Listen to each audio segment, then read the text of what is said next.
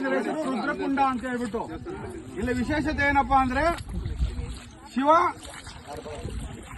ಯಾವ ನದಿ ಒಳಗಡೆ ಇದ್ದಾನೆ? ಗೋಮತಿ ನದಿ ಒಳಗಡೆ ಇದ್ದಾನೆ. ಇಲ್ಲಿ ಹಣ್ಣು ಹಾಕಿದ್ರೆ ತೇಲತ್ತೆ, ಬಿಲ್ವ ಪತ್ರೆ ಹಾಕಿದ್ರೆ ಮಾತ್ರ ಮುಳುಗಡೆ ಆಗುತ್ತೆ. ನೀವು ನೋಡಬಹುದು ಆಯ್ತಾ. ಸ್ವಲ್ಪ ಮೇಲ್ಕಾದಾಗ ಹಾಕಿ ಅಲ್ಲಿ ಹಾಕ್ತಾರೆ, ಬಿಲ್ಪತ್ರೆ ಹಾಕ್ತಾರೆ, ಒಳಗೋಗುತ್ತೆ ನೋಡಿ. ಇನ್ನು ಸ್ವಲ್ಪ ಮುಂದೆ ಹಾಕಿ ಸರ್. ನೋಡಿ ಬಿಲ್ಪತ್ರೆ ಒಳಗೆ ಹೋಗ್ತಾ ಇದೆ. ಹೂವು ಹಾಕಿದ್ರೆ ಹೂವು ಹೋಗೋದಿಲ್ಲ, ಹೂವು ಹೋಗೋದಿಲ್ಲ. ಹೂವು ಹೋಗ್ತಾ ಇದೆಯಾ?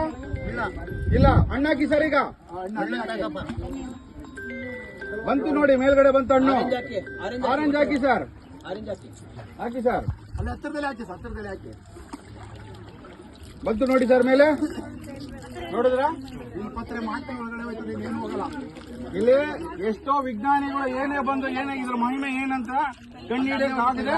ಇದು ಸನಾತನ ಧರ್ಮದ ಒಂದು ನಂಬಿಕೆ. ಇಲ್ಲಿ ದೇವರಿದ್ದಾನೆ, ಸನಾತನ ಧರ್ಮ ಇದೆ ಅನ್ನೋದನ್ನ ಅವರು ನಂಬ್ತಾ ಇದ್ದಾರೆ. ಈಗ ಅರ್ಥ ಆಯ್ತಾ? ಆ ಕಡೆಯಿಂದಾನು ಬರ್ಬೋದು. ಬನ್ನಿ ಅಮ್ಮ,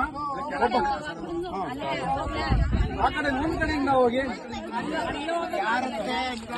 ನಿಧಾನಕ್ಕೆ ಹೋಗಿ ಹಾಕಿ, ಆಮೇಲೆ ಮೇಲ್ಗಡೆ ಹಾಕ್ಬೇಕು. ಅರ್ಥ ಆಯ್ತಾ?